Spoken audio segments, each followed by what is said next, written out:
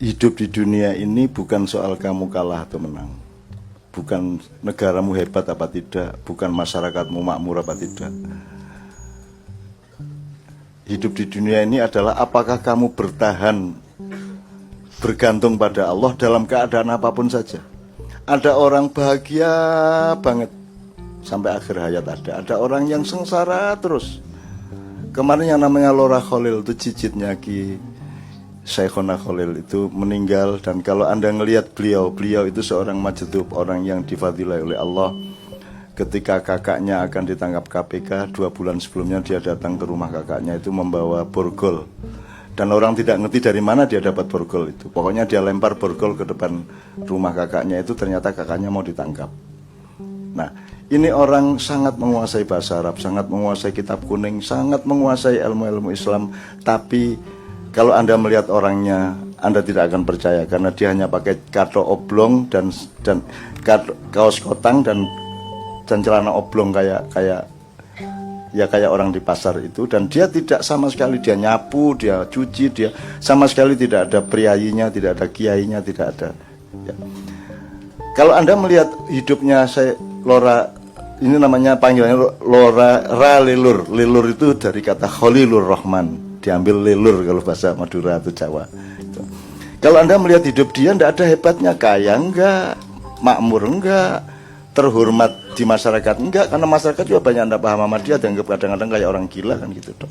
Jadi apa yang Anda mau di dunia ini? Wong orang yang sehebat dia tidak pernah berdosa ya, dia dikasih duit oleh sebuah partai, dia langsung terima duit itu dan langsung dikasih ke supirnya orang yang ngasih itu,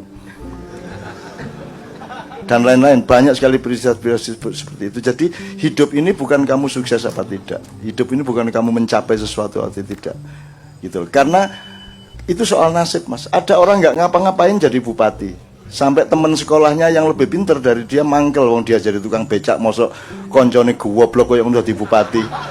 Sampai akhirnya tukang becak itu ndak ikhlas sama hidupnya, jadi dia ndak mau lewat jalan di depan kantor bupati, karena bupatinya dulu teman sekelasnya di SMP yang goblok. Dia pinter tapi jadi tukang becak, temennya goblok tapi jadi bupati. Padahal kan memang pas seperti itu sebenarnya. Tapi dia cemburu, terus dia tidak ikhlas, akhirnya ya gitu hidupnya manusia, Mas. Anda tidak bisa mengalahkan nasib. Jadi Anda tidak usah peduli sama nasib. Anda berjuang terus, tekun terus, khusyuk terus, tidak habis-habis Anda berjuang. Soal pencapaian itu bonus dari Allah SWT. Saya tidak pernah mencapai apa-apa sampai hari ini. Apa? Saya dapat apa? Di dunia, di Indonesia tidak dipercaya oleh siapa-siapa. Hanya saja pas orang kepepet datang ke saya, cuman itu dong. Gitu. Dan itu di segala bidang, Mas. Di segala bidang, sampai juga institusi-institusi besar juga datang ke saya kalau pas kepepet seperti itu. Saya kira Fahmi tahu banyak bahan-bahan mengenai itu. Jadi menurut saya sekali lagi, hidup itu bukan Anda mencapai apa tidak, tapi Anda terus berjuang lillahi ta'ala apa tidak. Memang hanya citan, cuma sebentar kok, cuma 60 tahun, 70 tahun kok, sebentar aja udah tua kok. Istri cantik nanti 20 tahun lagi sudah beda kan gitu. Jadi hidup itu begitu. Dan lagi tolong ya, kamu coba sekali-sekali baca Quran. Coba lihat yang melawan Fir'aun itu ya, mulai dari Nabi Idris ya, Ibrahim, Namrud, Musa, Fir'aun, dan nabi-nabi yang lain. Saya tanya, mana ada nabi melawan raja kemudian jadi raja? Saya tanya, nggak ada. Apakah Nabi Musa ditugasi untuk memperbaiki negeri Mesir? Tidak. Dia cuma disuruh ngasih tahu Fir'aun, kamu jangan menuhankan dirimu, gitu tok. Gitu tok tugasnya. Nabi Musa dengan mukjizat yang dahsyat itu cuma disuruh seperti itu. Tapi dia tidak pernah disuruh untuk memperbaiki ekonomi rakyat Mesir, untuk membuat Mesir itu baldatun thayyibatun, tidak ada.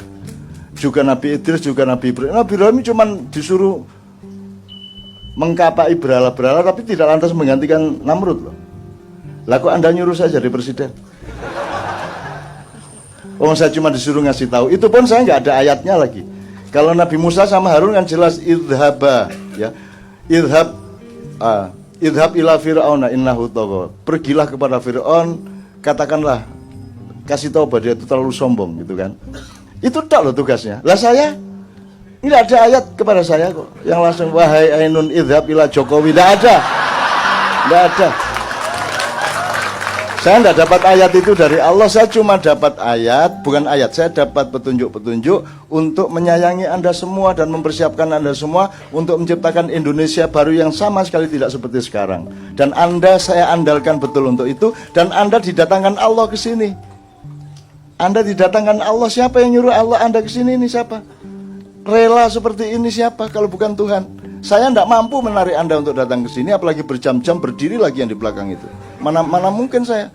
Seandainya saya bikin proposal dikasih duit siapa gitu, 30 miliar untuk Mak Ian 1 tahun misalnya gitu ya. Saya tidak mungkin bikin oke, kita di Jakarta namanya Kenduri Cinta, acaranya dari jam 8 malam sampai jam 3 pagi. Tidak mungkin saya berani bikin gitu. Ini semua Allah kasih. Dan karena Allah yang kasih, saya optimis. Saya tidak akan suudzon kepada Allah, saya husnudzon. Di sini muncul intelektual semua, meskipun Anda tidak punya tiket sebagai intelektual, tapi Anda intelektual. Anda berpikirnya jernih, Anda berpikirnya seimbang, Anda berpikirnya matang. Ya Budi itu yang cuman tato itu ya, tapi berpikirnya jernih dia, kan gitu. Terkenal dia di YouTube sekarang. Gitu ya Mbak ya. Jadi menurut saya terus berjuang, tetapi wa ila rabbika farghab. Ya, kalau Allah nanti tiba-tiba naruh saya untuk bisa nolong Anda, alhamdulillah. Kalau tidak, saya tidak bisa apa-apa, karena yang bisa menolongmu hanya Allah. Makanya doa saya tadi, wa nuridu an namunna 'alal ladzina studhifu fil ard wa naj'aluhum a'immah wa naj'alumul warithin. Dan Allah berjanji akan mengangkat orang-orang yang teraniaya hidupnya di muka bumi. Allah akan mewariskan kekuatan dan kekayaannya, dan Allah akan menjadikan mereka pemimpin. Amin ya rabbal alamin. Pemimpin pada level apa terserah Allah, tidak usah dikira-kira. Sama Allah itu pokoknya pasrah aja, menyerah aja. Yang penting Anda berjuang terus, tidak habis-habis. Kalau tidak berhasil, ya tidak berhasil itu aku sudah tahu, tidak berhasil. Tapi kita terus berjuang gitu aja.